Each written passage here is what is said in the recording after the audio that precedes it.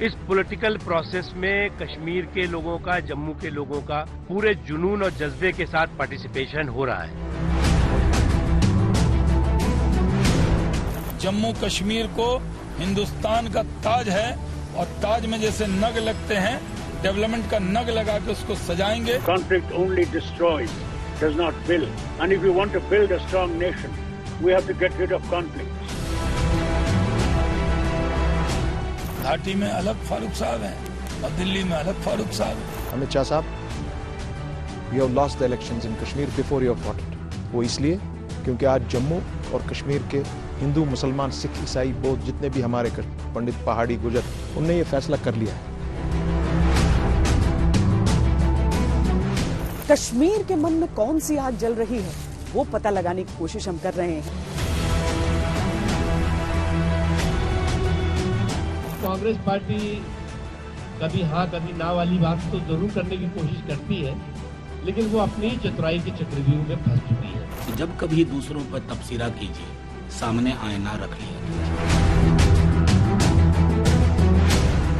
Electoral alliance हो गया, DD से इलेक्शन हो गए, हमने कहा सब मिलके लड़ेंगे, तो उसमें कोई हर्ज नहीं, दे शुड वेलकम इट। उपकार समझौते को कश्मीर में जो इस बार चुनाव होने वाले हैं उसकी धुरी कहा जा रहा है, पर सड़कों पर लोग क्या सोचते हैं? बीजेपी ने तो ये बताया था पूरे मुल्क के लोगों को कि हम 370 खत्म करेंगे, जम्मू कश्मीर में दूध की नदियां बहेंगी, आतंकवाद खत्म होगा, मिलिटेंसी खत्म होगी, सब कुछ ठीक ठाक हो गया। पर यहाँ तो उल्टा हो गए, यहाँ तो हालात ज्यादा खराब हो गए हैं। अब डीडीसी बनने जा रही है, फिर उसके बाद जो है एक हमारा जो होगा चेयरमैन डिस्ट्रिक्ट का वो बनेगा। तो मुझे ये लगता है कि गवर्नमेंट जो इस वक्त कर रही है ये बहुत ही अच्छा कदम है। ये लोकल बॉडी चुनाव है, उसमें भारतीय जनता पार्टी कमल खिला के दिखाएगी। ये आपको डल लेक दिख रहा है, डल लेक में कमल दिखेगा।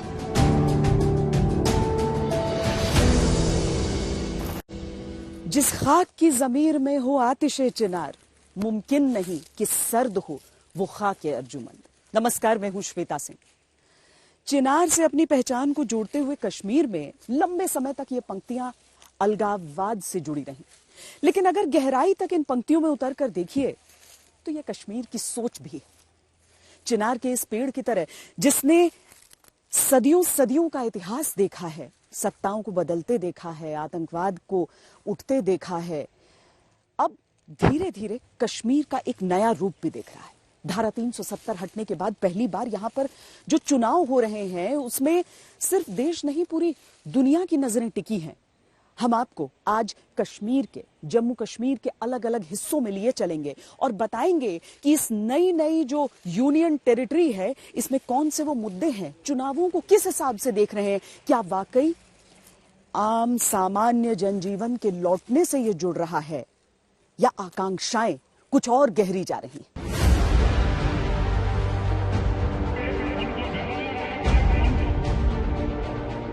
बेचैनी में पहलू बदलती जम्मू कश्मीर की सियासत है।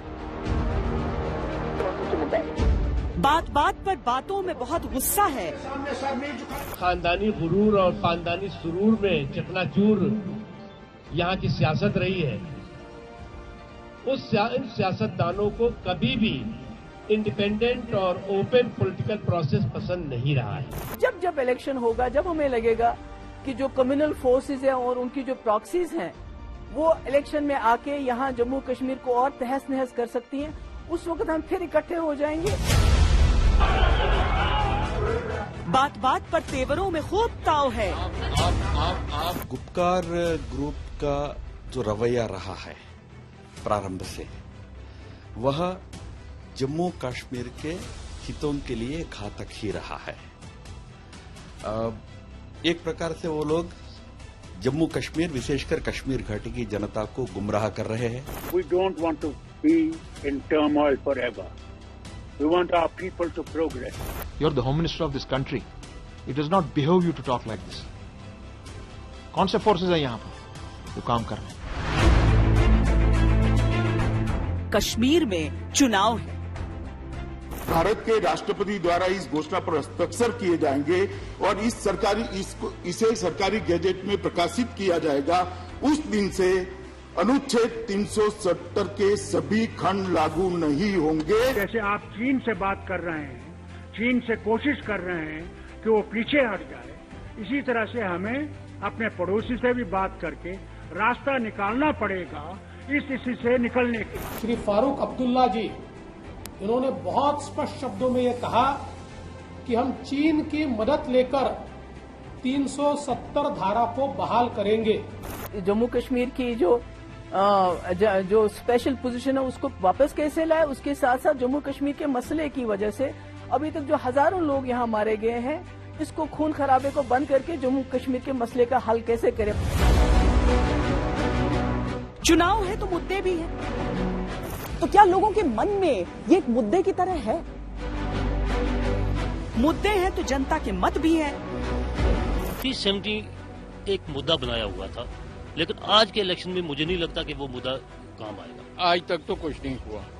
अब ये यूटी बनने से हम उम्मीद कर सकते हैं कि आगे आने वाले वक्त में के नौजवान जो यूथ है, इनके लिए जो भी होगा बेहतर होगा।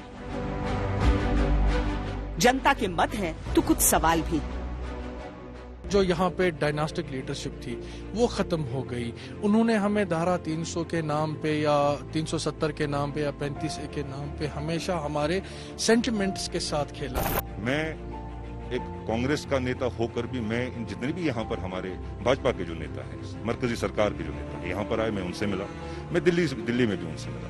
मैंने उनको कहा भी, जब इनको कहा कि आप कहीं ना कहीं जो आप अपने वादे जो आपने किए थे उनसे आप मुकर रहे हो, तो उन्होंने कहा कि बहुत वक्त, अभी उतना वक्त गुजरा नहीं है। मैंने इनको कहा भी, मैंने कहा कश्मीर जिसको आप बार बार कहते हैं, कश्मीर एक अटूट अंग है, that is integral part of India. मेरा मानना है it is integral but it is also injured part. सवाल है तो उनमें थोड़ा पेच है, थोड़ा दांव है। वी आर इंडियंस, बाकी हम कोई पॉलिटिशियन नहीं है। पॉलिटिशियन जो थे उन्होंने जो किया वो दुनिया के सामने, उसको बताने की मुझे जरूरत नहीं है। बट हमें जिनके लिए करना चाहिए था उनके लिए करा। अगर एक के घर में एक रोटी है तो जिसके घर में एक रोटी नहीं है पहले उसको दो ना। जिसके घर में तुम्हारे पास एक रोटी है तुम दूसरी रोटी भी उसी को दे रहे हो, क्यों दे रहे हो? अपनी जात पात पाल रहे हो, वो नहीं चलेगा। जी हाँ, कश्मीर में चुनाव है। 370 और 35A रिस्टोर है। जब तक वो आईन हमें वापस नहीं होता, Mehbooba Mufti has got nothing to do with election. Whatever is to be done will do that. मैंने तो खून की बात की। मैंने कहा अगर इस बार लीडर्स को अपना खून देने की जरूरत पड़ेगी, Mehbooba Mufti will be the first one to do that. मगर जब तक हमारा अपना झंडा डाकू ने डाके में ले लिया है, तब तक हम किसी और झंडे को हाथ में नहीं उठाएंगे। 370 को गए 1 साल से ज्यादा बीत गया। जम्मू कश्मीर राज्य से केंद्र शासित राज्य तक के पड़ाव पर पहुंच गया। इन परिवर्तनों के बाद जम्मू कश्मीर स्वयं के स्वतंत्र राजनीतिक निर्णय के मोड़ पर खड़ा है। जिला विकास परिषद यानी डीडीसी के चुनाव होने हैं, लेकिन तय कई बड़े सियासी घरानों के राजनीतिक रसूख भी होना है। Home ministry is lying. नेताओं पर कसे नजरबंदी के दायरे मिट गए। जनता के हाथों में वोट की ताकत भी फिर से बहाल है। बदले माहौल में, या ये कहें कि जम्मू कश्मीर के बदलते माहौल में लोकतंत्र का उत्सव शुरू होने को है। मौसम जरूर सर्द है, लेकिन सियासत की भट्टी में आंच खूब तेज है। हम आपको आज दिखाएंगे जमीन पर कहां है जम्मू कश्मीर। हम आपको आज सुनाएंगे कि क्या चाहता है जम्मू कश्मीर। हम आपको आज बताएंगे कितना बदल रहा है कश्मीर।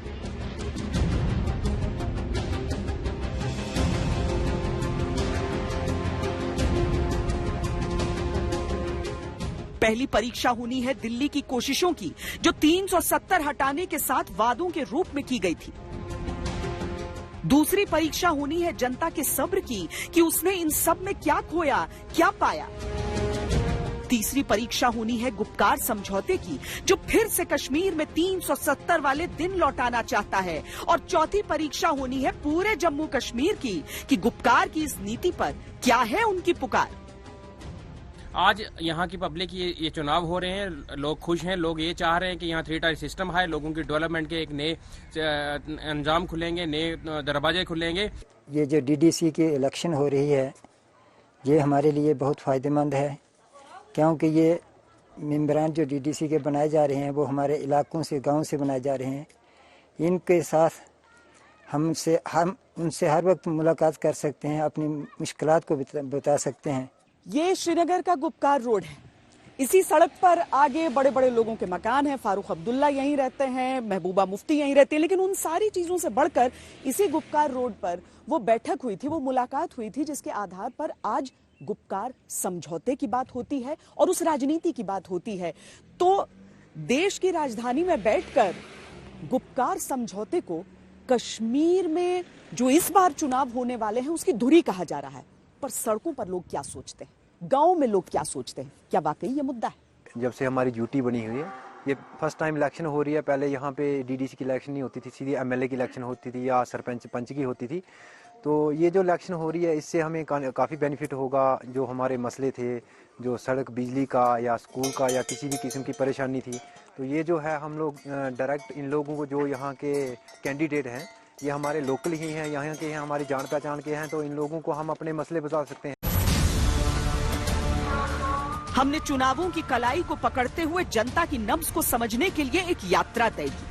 अपने मुद्दों के बारे में खुलकर बात करते जम्मू कश्मीर की ये तस्वीर निसंदेह अच्छी है, लेकिन उससे भी अच्छी बात ये है कि कश्मीर में चुनाव है और हर चुनाव में बंदूक और बारूद के दम पर चुनावों के बॉयकॉट की धमकी देने वाले आतंकी संगठनों की इस बार मुंह खोलने की हिम्मत नहीं हो सकी। जो आए थे बदनीयती के इरादे लिए, वो वाया नगरोटा जहन्नुम पहुंचा दिए गए।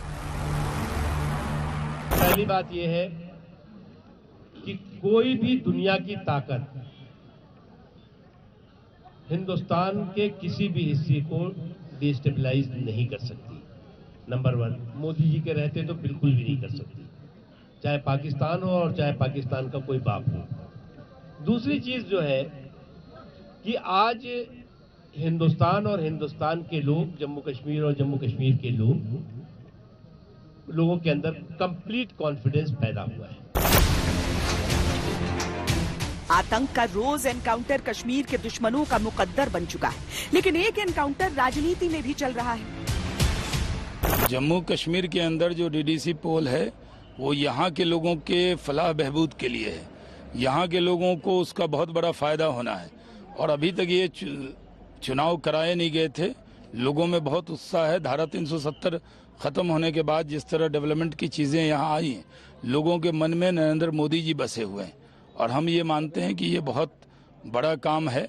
और कश्मीर वैली में भी बड़ी तादाद में लोग हमारे साथ खड़े हैं और पूरी मजबूती से खड़े हैं। अभी जो डीडीसी के इलेक्शन में जो हमारे कैंडिडेट्स हैं, खासकर जो पीपल्स अलायंस के कैंडिडेट हैं, उन सबको बंद रखा हुआ है। उनको बोलते हैं बाहर जाओगे कैनवासिंग के लिए तो खतरा है, आपको मार दिया जाएगा। मानने को ये माना जा सकता है कि चुनाव डीडीसी के हैं, यानी जिला विकास परिषद के चुनाव, लेकिन जिस तरह भूचाल पूरे देश की राजनीति में आया हुआ है वो कुछ संकेत जरूर करता है। संकेतों का जवाब आज जम्मू कश्मीर की जनता ही खुद देगी। हम आपको ये बता देते हैं कि डीडीसी चुनाव का जम्मू कश्मीर के लिए मतलब क्या और कितना गहरा है। सबसे पहली बात तो ये जान लीजिए कि जम्मू कश्मीर इतिहास के पहले ऐसे चुनाव होंगे जिनमें पश्चिमी पाकिस्तान के शरणार्थियों को वोट डालने का अधिकार मिलेगा। इन शरणार्थियों के करीब 22,000 परिवार हैं और 1.5 लाख से ज्यादा की आबादी है। 70 सालों में ये पहली बार होगा।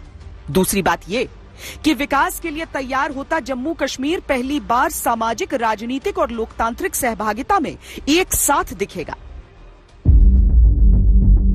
डीडीसी चुनाव 28 नवंबर से 22 दिसंबर तक 8 चरणों में होंगे।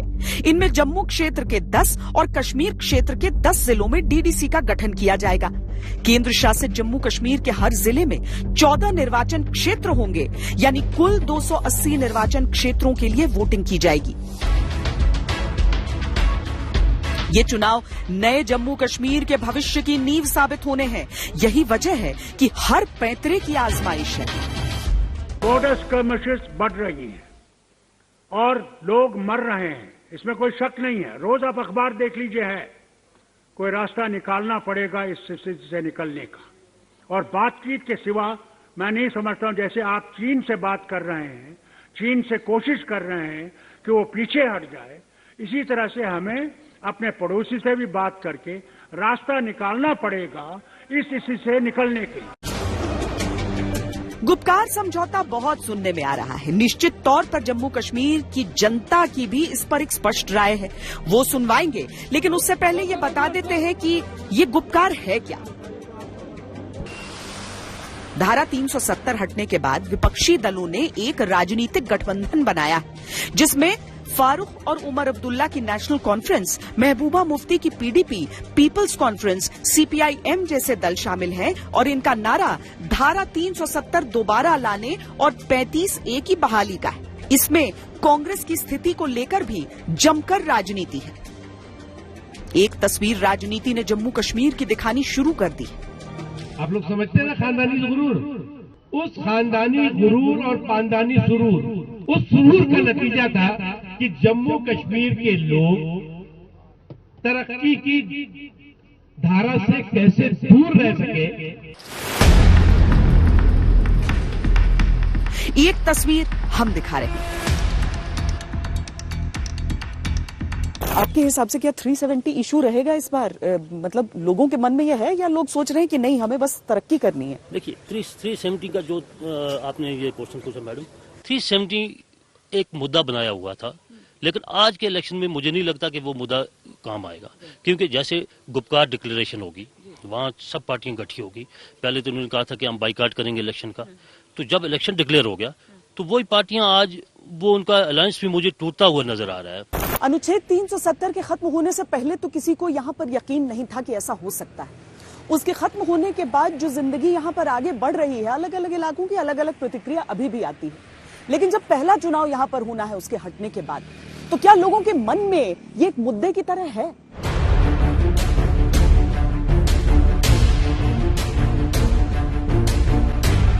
मुद्दों को मापने का पैमाना जनता का मत होता है और हम जनता के बीच ही हैं। हर वर्ग का प्रतिनिधित्व हमने अपने सवालों के जवाब के लिए किया। जम्मू कश्मीर की जनता से बातों के बीच हमें वो वादे भी याद आए जो धारा 370 को खत्म करने के ठीक 20 दिन बाद जम्मू कश्मीर के तत्कालीन गवर्नर ने जम्मू कश्मीर की जनता से किए थे। मैं गारंटी करता हूं, नरेंद्र मोदी जी के जो पिछली गलतियां हुई और सरकारों से कि आपने रिगिंग करा दिया, चुनाव गलत कर दिया, हम कोई ऐसा काम नहीं करेंगे, अंडरहैंड सरकारें नहीं बनाएंगे और हम फ्री एंड फेयर इलेक्शंस कराएंगे। ये आए सब चुनाव में जीतें और अपनी सरकारें चलाएं। राजनीति के जरिए ही सुलझेगा मामला? नहीं, सब चीजों के जरिए सुलझेगा। सबसे पहला है, जो मेरा मैंडेट भी है, आउटरीच टू द पीपल। अब तक 370 अतीत है, 1 साल से ज्यादा पुरानी बात हो चुकी। तब जम्मू कश्मीर ने कितना पाया, कितना रह गया और कितने की उम्मीद बाकी है, ये भी हमें पता चला। 70 साल हो गए मैं देखते देखते, है ना, लेकिन आज कुछ उम्मीदें लगी हैं, हम तवक्का रखते हैं। आवाम का अपना पार्टिसिपेशन होना चाहिए। इसमें ऐसा होगा कि कम से कम सेंटर के साथ हमारा पूरा राब्ता रहेगा। आज हम ये तवक्का रखते हैं कि पहले हमें कोई आदमी ला के देता था, तो ला के देने वाला आधा खा जाता था। अब डायरेक्ट लंगर पे हमारा राब्ता है, तो उस लंगर से हमारी प्लेट खाली नहीं आएगी। दिल्ली ने कश्मीर के दिल तक पहुंचने की कोशिश में चंद महीनों का सफर अभी तय किया है। जिम्मेदार लोगों के होठों पर 70 साल का हिसाब बोल रहा है। डीडीसी चुनाव लोकतंत्र की पहली किरण जैसे दिख रहे हैं। भारी बर्फबारी की शुरुआत यहाँ कश्मीर में हो गई है और लाइन ऑफ कंट्रोल से लगते जो समूचे इलाके हैं उनके लिए बहुत बड़े मायने होते हैं इसके। यहाँ पर भी आप देखिए कि किस तरीके से मोटी मोटी बर्फ पड़ रही है और कुछ ही देर में ये पूरा इलाका ढक जाएगा। यानी जो सेना के जो जवान लगातार मुस्तैदी से लगे हुए हैं उनके लिए जो इसके मायने हैं वो कहते हैं कि आपको और ज्यादा सजग और ज्यादा सतर्क रहना है इस कठिनाई में भी। यानी इतनी बर्फबारी में भी उन्हें अपनी जगहों पर तैनात रहना है, अपनी पेट्रोलिंग की ड्यूटी लगातार निभाते रहना है और पाकिस्तान की तरफ से जितनी भी कोशिशें हो जाती हैं उन सबको नाकाम भी करना है। और हमारी सेना इसमें पूरी तरीके से सक्षम भी है। जिस तरीके से नगरोटा से लेकर दिल्ली तक आतंकियों के काले मंसूबों को नाकाम किया जा रहा है, उसी तरीके से यहां लाइन ऑफ कंट्रोल पर भी जो सेना के जवान हैं वो पूरी तरीके से तैनात हैं ये देखने के लिए कि इन्फिल्ट्रेशन की कोशिश ऐसे मौसम में कम से कम न की जाए, जो आतंकी हैं उनके द्वारा। यहाँ पर बर्फबारी किस तेजी से हो रही है वो आप देख सकते हैं। मौसम इस समय का जो है वो संकेत यही दे रहा है कि आने वाला समय और कठिन होता जाएगा।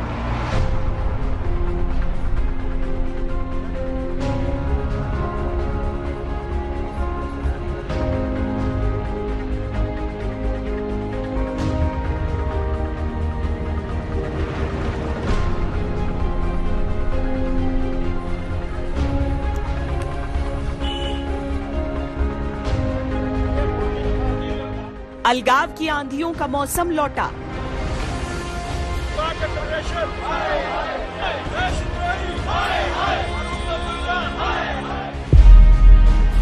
मुझे पाकिस्तान से क्या मिलना है? मुझे जो मिलना है इस मुल्क से लेना है। हमारी जो पहले भी स्पेशल पोजीशन थी 370, वो इसी मुल्क ने दिया था, जवाहरलाल नेहरू ने दिया था।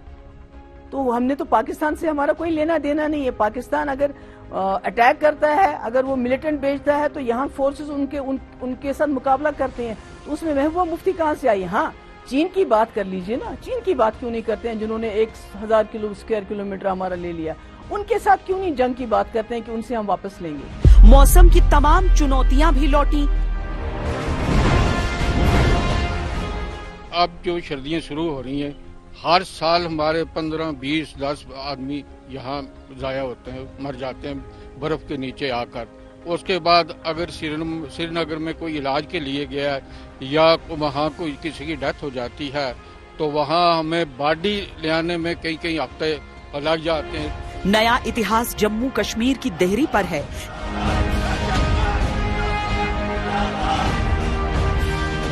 मुझे ये लगता है कि गवर्नमेंट जो इस वक्त कर रही है ये बहुत ही अच्छा कदम है और इसके लिए हम गवर्नमेंट का शुक्रिया अदा करना चाहते हैं। अगर ठीक है, अगर यहाँ असेंबली के इलेक्शन भी होते लोग पार्टिसिपेट करेंगे, 100% करेंगे, लेकिन जब ये असेंबली के इलेक्शन होते हैं, जब ये एमएलए बनते हैं, मिनिस्टर बनते हैं, फिर ये लोगों के बीच में नहीं जाते। क्या चुनेगा अपने लिए आज का कश्मीर? क्या चाहता है अपने भविष्य के लिए कश्मीर?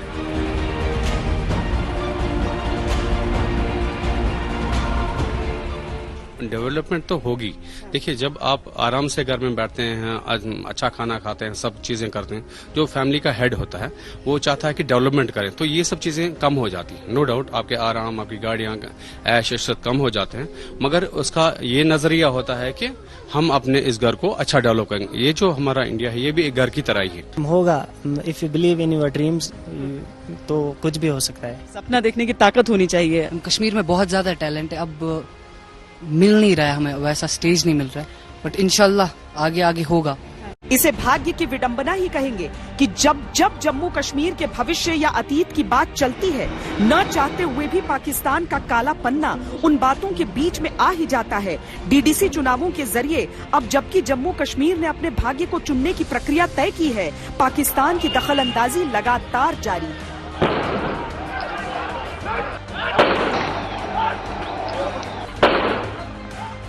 घरों पर गोलाबारी के निशान हैं, स्कूल की छतें मोर्टार से चटकी हैं। रात के अंधेरे हो या दिन के उजाले, एक चिंता पाकिस्तान की हरकतों को लेकर लगी रहती है।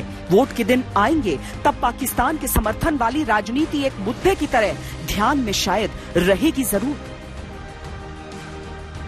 लाइन ऑफ कंट्रोल के नजदीक वो गांव जहां पर शेलिंग का बहुत ज्यादा असर पड़ता है, जब पाकिस्तान की तरफ से गोले दागे जाते हैं, ये घर इस बार अफेक्ट तो हुआ है। यहाँ पर बाहर से ही हमें वो शेलिंग के निशान दिखते हैं। यहाँ पर शेलिंग हुई थी तो पड़े थे गोले? हाँ जी, गोले पड़े, मैं इतनी खड़ी थी, यहीं पे खड़ी। जहाँ नहीं, यहाँ सीधा सिकोर गछा, जगह नहीं थी। बहुत गिर रहे थे, यहाँ पर जगह भी नहीं थी हमें छुपने के लिए। हम आर्मी के पास गए, हमारी सपोर्ट की, उन्होंने बहुत मदद की। हमें यहाँ पर मुर्चा चाहिए छुपने के लिए, हमारे पास कुछ भी नहीं है छुपने के लिए, हम बहुत गरीब है। हमने ये खुद खरीदी है अपनी जगह। ये यहाँ पर इस समय बारिश भी शुरुआत हो चुकी है और ये समझिए कि ऊपर बर्फ और इधर अगर वहां पर भी आप वो सारी तस्वीरें देखेंगे तो आप पहाड़ों को देखकर ही खराब मौसम का अंदाजा लगा सकते हैं। और ऐसे में एक ऐसा घर जो बुरी तरीके से टूट चुका है, बिल्कुल टूटा हुआ जनाब। कितने लोगों का परिवार आपका रह रहा है? इधर 7 लोगों का परिवार एक घर में है, 7 का दूसरे घर में, 7 का तीसरे घर में, 3 घर बिल्कुल तबाह है सर। कोई ऐसा सौदा नहीं है, बिंकर नहीं है हमारे पास। मकान अभी बिल्कुल खत्म हो गया है।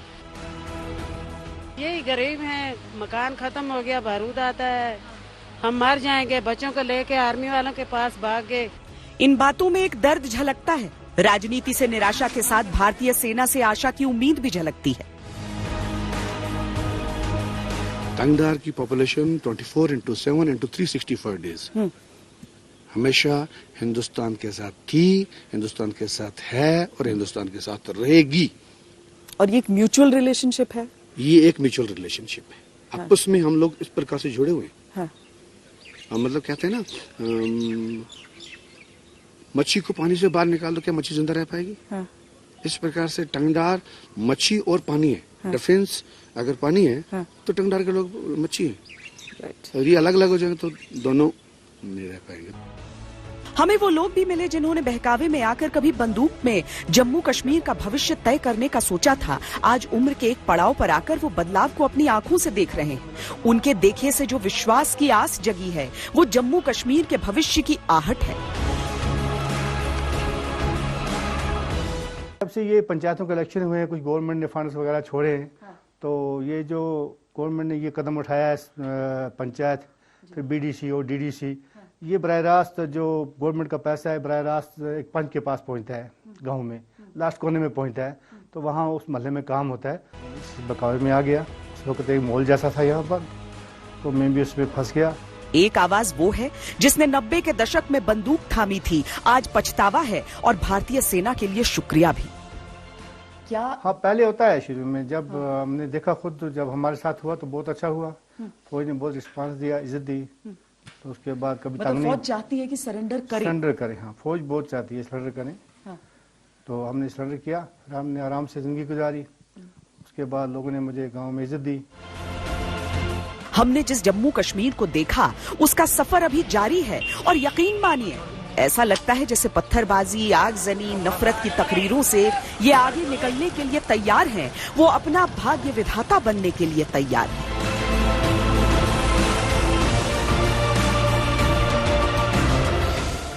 रुई के फाहों की तरह गिर रही ये बर्फ ही कश्मीर को जन्नत का स्वरूप देती है। जब बर्फबारी यहाँ पर भारी होती है, जब ये पर्वत श्रृंखला जो है पूरी तरीके से सफेद चादर में ढक जाती है, तब कश्मीर अपने पर्यटकों को कहता है, स्वागत है, आइए कश्मीर। लेकिन पिछले साल 5 अगस्त को धारा 370 हटने के बाद का जो घटनाक्रम है, उस कारण पर्यटन का बड़ा नुकसान हुआ। इस साल कोरोना के बाद हुआ लॉकडाउन भी कश्मीर में पर्यटकों को नहीं ला सका। क्या इस बार की ये बर्फ पर्यटकों की खुशखबरी कश्मीर के लिए लेकर आएगी? यहाँ पर लोग यही उम्मीद कर रहे हैं और पर्यटन भी यहाँ के लोगों के लिए एक बहुत बड़ा मुद्दा है। जम्मू कश्मीर की ये रौनकें देखकर ही शायरों और कवियों ने इसे धरती की जन्नत कहा होगा। लेकिन राजनीतिक दुर्भावनाओं और कुचेष्टाओं ने इस पर ऐसा ग्रहण लगाया जिसकी परछाई अब भी कभी कभी आतंकवाद की शक्ल में दिखती है। धारा 370 हटने के बाद एक वादा था दिल्ली का जम्मू कश्मीर से कि वही जन्नत लौटाई जाएगी।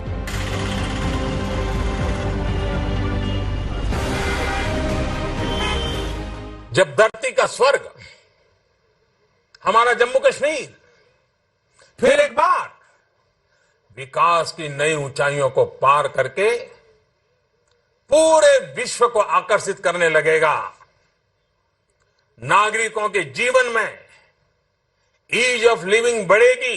हम सभी चाहते हैं कि आने वाले समय में जम्मू कश्मीर विधानसभा के चुनाव हो, नई सरकार बने। कश्मीर की मिट्टी से प्यार करने वाले जो जांबाज भारतीय फौज में गए, वो भी रिटायरमेंट के बाद कश्मीर को सचमुच का गुलिस्तान बनाने की कोशिशों में जुटे, ताकि दुनिया भर के लोग आएं और कहें, हाँ, यही वो कश्मीर है जो किताबों में पढ़ा था। यहाँ पर अब जब आप देख रहे हैं, देखिए कई जगह हम देखते हैं ना कि जैसे नॉर्मल सी चीजें, ट्रैकिंग भी टूरिज्म का बहुत अपॉर्चुनिटी लेकर आता है। आपको लगता है ऐसी अपॉर्चुनिटीज यहाँ पर हैं जिसे लेकर काम हो सकता है? यस, बिल्कुल सही कहा आपने। इस साल हमारी ये कोशिश थी कि हम स्कीइंग इंस्टीट्यूट खोलेंगे, छोटा सा। उसके लिए हमने काफी काम किया हुआ है, जिसमें डिफेंस, खास करके मैं ये कहूँगा कि 104 हमारी बहुत मदद करता है। जम्मू कश्मीर के लोगों का रचनात्मक संसार बहुत विस्तृत है। धारा 370 हटी है तो वो उड़ान भरना चाहते हैं और दुनिया तक अपनी कला पहुंचाना चाहते हैं।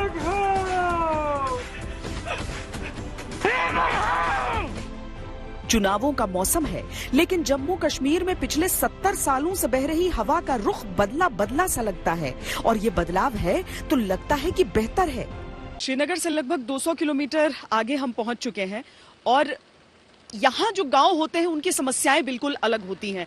यहाँ लेकिन हम देख रहे हैं कि एक ये हाइड्रो पावर प्लांट जी, तो क्या आप लोगों की समस्याएं से सुलझेंगी बिजली वगैरह की? जी मैम, पिछले 20-30 साल से हम बड़े उलझे हुए हैं पावर के मामले में। हमें बिल्कुल बिजली नहीं है। 2 मेगावाट का एक हाइडल प्रोजेक्ट है मैम, यहाँ से 1 किलोमीटर पीछे 1 मेगावाट उसका काम कर रहा है, एक खराब है। तो मैम ये अभी हमारी सरकार ने जो एक यहाँ पे एक प्रोजेक्ट रखा है 12 मेगावाट का, तो इसका काम चल रहा है, अभी फर्स्ट स्टेज पे है ये। तो मुझे लगता है मैम ये 1-2 साल में कंप्लीट हो जाएगा और इससे हमारी काफी समस्याएं दूर हो जाएंगी मैम। क्योंकि इस पूरे इलाके में बहुत सारे गांव पड़ जाते हैं, तो हमें बताया जा रहा है कि छमकोट और उसके नीचे के जो पूरे 44 गांव पूरे इस पावर प्रोजेक्ट के जरिए उन्हें बिजली मिल सकती है। और यकीन मानिए कि आप जितना दूर होते जाते हैं मुख्य इलाके से, उतनी ज्यादा आपकी समस्याएं बढ़ती हैं। कभी कभी ऐसा लगता था कि कोई सुनने वाला नहीं है और कुछ चीजें नहीं बदल रही थी। अब आपको लग रहा है चीजें बदल रही हैं? मैम बिल्कुल, 1 साल से हमें लग रहा है कि सब कुछ बदल रहा है। पहले हमारा कुछ सुनने वाला नहीं था, जैसे अभी देखिए अब हमारा ये प्रोजेक्ट का काम चल रहा है, इंशाल्लाह हमें लग रहा है कि 1-2 साल में ये कंप्लीट हो जाएगा। यहाँ से 1 किलोमीटर आगे चले जाएं, आप देखेंगे एक हमारा गर्ल्स हॉस्टल बन रहा है सेंट्रल गवर्नमेंट की तरफ से हमारी बच्चियों के लिए, क्योंकि ये हिली इलाका आप देख रहे हैं, दूर दूर से यहाँ हमारी बच्चियाँ आती हैं पढ़ने के लिए, हायर सेकेंडरी में, हाई स्कूल में, तो उनके लिए एक गर्ल्स हॉस्टल बन रहा है। और अभी हमारी ये रोडें आप देख लें। नहीं, वाकई मैं यहाँ पर लगभग 1.5-2 साल पहले इस इलाके में आई थी, और यहाँ सड़कों का जो हाल था वो देखकर आप यकीन नहीं कर सकते थे कि आज सड़कें कुछ इस तरह की हैं कि इतनी बड़ी संख्या में यहाँ पर गाड़ियां चल रही हैं। हालांकि ठीक है, यहाँ के लोगों की डिमांड ये भी रहती है कि आप एक टनल बनाइए ताकि ठंड के मौसम में और बर्फ पड़ने के बाद दिक्कतें यहाँ पर न आए, लेकिन उसके बावजूद फिलहाल जितना काम हुआ है सड़कों को लेकर वो भी प्रत्यक्ष आंखों से नजर आ रहा है। ये ऐसा विश्वास है जम्मू कश्मीर का जो धारा 370 के कमजोर ब्रिज पर चलते हुए शेष भारत तक नहीं आता, बल्कि दिलों का एक रिश्ता जुड़ा है जिसकी शाखाएं जम्मू कश्मीर को रोशन कर रही हैं। वादों की बातें और इरादों के कदम जम्मू कश्मीर की नई परिभाषा लिखने में जुटे हैं। जम्मू कश्मीर में लोकतंत्र उन लाखों लोगों के वोट डालने से और मजबूत होगा जो पहली बार अब वोट डालेंगे। सियासत के चेहरों से सब वाकिफ हैं, और वाकिफ वो इस बात से भी हैं कि पाकिस्तान परस्ती की मजबूरी या वंशवाद की राजनीति, दोनों का अब उनके लिए कोई अर्थ नहीं रहा। अब जो है वो कश्मीर है, अब जो है वही कश्मीरियत है।